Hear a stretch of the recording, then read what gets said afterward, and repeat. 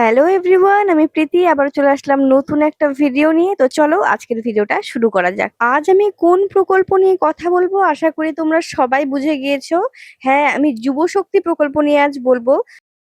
অনেকে বলেছিল 22শে জুলাইয়ের পর থেকে যুব শক্তির অনলাইনে অ্যাপ্লাই করা যাবে। তো চলো সেটাই দেখে নিই যে অনলাইনে অ্যাপ্লাই হয় প্রথমে কিনা। তোমরা যেটা করবে, গুগলে গিয়ে যুব শক্তি টাইপ করবে। সামনে যে ওয়েবসাইটটা এসেছে এটা কিন্তু যুব শক্তির আসল ওয়েবসাইট।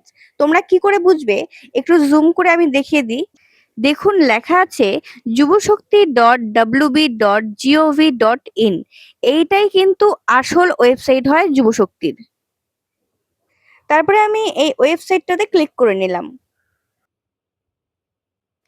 তারপরে বাংলা যুব শক্তি বলে একটা পেজ খুলে যাবে।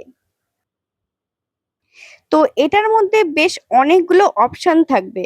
তো এখানে আমাদের মুখ্যমন্ত্রী শুভেন্দু অধিকারীর ফটো দিয়েছে। এর নিচে অনেকগুলো অপশন দেখতে পারবে, যেমন application submission, application status, public notice, এরকম অনেক কিছু দেখতে পারবে। তো তোমাদের যেটা করতে হবে সেটা হলো তো অ্যাপ্লিকেশন সাবমিশনে ক্লিক করতে হবে। তো আমি এখানে ক্লিক করে নিলাম।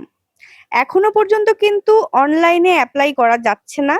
এখানে দেখাচ্ছে অ্যাপ্লিকেশন সাবমিশন ক্লোজড। 22শে জুলাই যুব শক্তি প্রকল্পের অনলাইন অ্যাপ্লাই শুরু হবে, এটা কিন্তু পুরোপুরি একটা ভুয়ো খবর ছিল। যুব শক্তি প্রকল্প নিয়ে যদি কোনো নতুন আপডেট আসে তো আমি ভিডিওতে জানিয়ে দেব।